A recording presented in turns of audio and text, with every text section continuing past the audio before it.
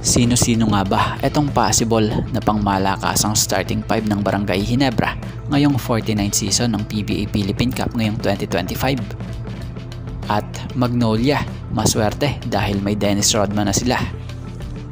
At may nagbabalik TNT player . So yan ang ating mga tatalakayin. So speaking of nagbabalik sa TNT, yan si Simon Enciso. So tuluyan na ngang parte ngayon si Simon Enciso ng team ng TNT Tropang 5G matapos kuhain ng TNT sa unrestricted free agent market ang nasabing manlalaro. Matatandaang since 2021 to 2025 naging parte ito ng team ng SMBs itong si Simon Enciso na kung saan dito nga rin ito nakakuha ng 2 beses na kampyonato. So si Simon Enciso isang guard ito na 3-point shooter. May edad na 34-year-old. Kaya lang, nito lang nang matapos ang kontrata nito sa SMB, hindi na nga po muli itong nakatikim ng offer para sa team. So dati na nga rin po itong naging katropa, kaya lang nalipat nga ito sa ibang team. At ngayon, muling nagbabalik at kinuha muli ng TNT Tropang Giga upang muling pagtiwalaan sa kakayanan niya. Balita nga ay kaya kinuha ito ng TNT si Simon Enciso dahil na rin sa humahanap ang TNT talaga ng magpupunan sa bunging position or lineup ng team dahil na nga sa pagkawala ni Jason Castro dulot ng kanyang natamo noong injury last conference na nagtamo nga noon ng ruptured patellar tendon tear sa kanyang right knee. At bukod sa pagkuha ng TNT kay Simon Enciso ay umaasa ang TNT na makakakuha sila ng Grand Slam ngayong 49th season ng PBA Philippine Cup. At dito tayo patungkol sa kampo ng Magnolia. So naging matagumpay nga po ang unang salang ng Magnolia sa kanilang naunang naging laban sa PBA 49th season Philippine Cup kontra Blackwater Bossing na kung saan pinangunahan nga po nila Xavier Lucero ang Magnolia na siyang ginabayan naman ng mga veterano like Calvin Abueva. Speaking of Calvin Abueva, mukhang maganda ang gising nitong si Calvin Abueva dahil desidido ito magpaka Dennis Rodman para sa Magnolia. At isa na raw rito yung pagpapalit nito ng numero. So ninanais nga nitong si Calvin Abueva na i-emulate ang laro nitong si Dennis Rodman para sa Magnolia this conference na kung saan ayon nga po sa pinaliwanag nitong si Calvin Abueva kung bakit siya nagpalit ng jersey na to na ayon nga sa kanya, credit po. Alam nyo kung sino yan? Na-realize ko na kailangan ko siguro gamitin yun this conference. Masyado na tayong naano sa tres. Pinalitan ko lang ng 1 yung 7. May age na 37. Pinaliktad ko siya and yung number na yun kay Rodman.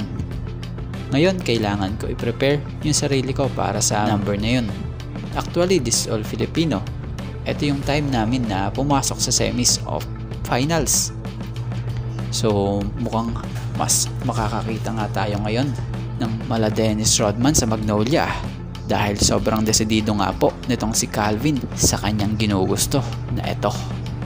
So agree naman tayo dyan dahil ang laro naman nito talaga nitong si Calvin Abueva kahit nung Alaska time niya pa mala Dennis Rodman na rin naman talaga. Yung angas andon pero ang pinakamahalaga yung hustle niya. So ngayon, ninanais niyang ibalik ang mala Dennis Rodman na atake.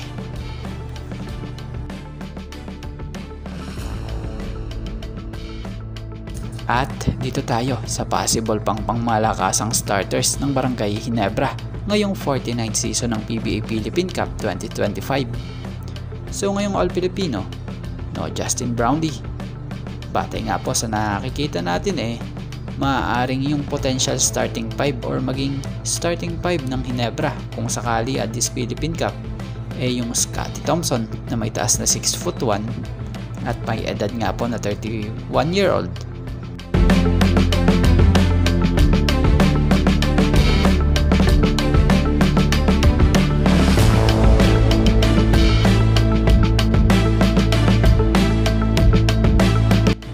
Stephen Holt may taas na 6'4", may edad na 33-year-old.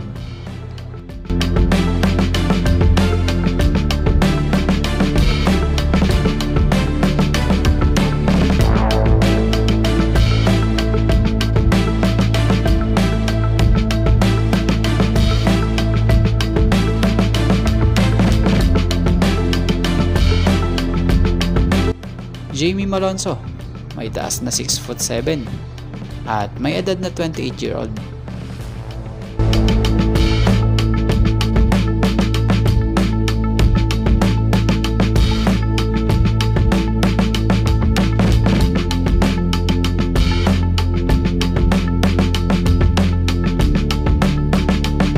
Troy Rosario, may taas na 6'7" at may edad na 33-year-old.